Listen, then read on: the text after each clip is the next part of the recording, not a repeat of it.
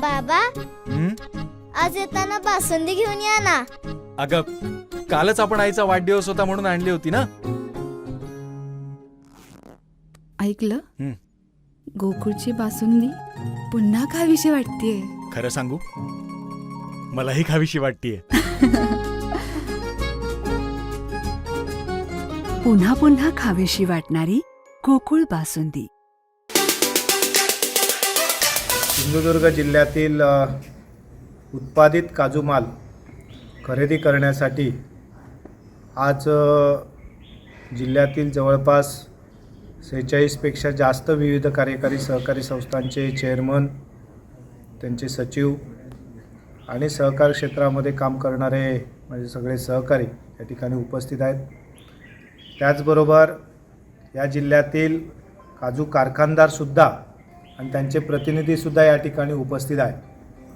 खरं तर या जिल्ह्यातील काजू जो उत्पादित होतो आहे तो उत्पादित काजू योग्य पद्धतीने योग्य बाजारभावाने खरेदी झाला पाहिजे आणि वेळच्या वेळी शेतकऱ्याला त्याचं योग्य मोबदला मिळाला पाहिजे. या दृष्टिकोनातनं सहकाराच्या माध्यमातून एक चांगल्या प्रकारची या ठिकाणी चैन उभी राहावी या दृष्टिकोनातनं खरं तर हा उचललेलं एक पहिलं पाऊल आहे. आणि आज या सगळ्याच सहकारी संस्थांच्या चेअरमन, त्यांच्या पदाधिकारी यांच्याबरोबर चर्चा केल्यानंतर जवळपास 26-27पेक्षा जास्त विकास सहकारी संस्थांनी या कार्यपद्धतीसाठी आपलं सहमती दर्शवलेली आहे.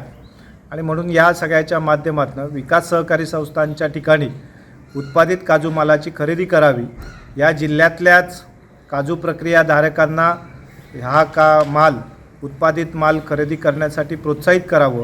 आणि म्हणून या दृष्टिकोनातून आज एक प्राथमिक चर्चा झाली आणि ही सकारात्मक चर्चा झालेली आहे.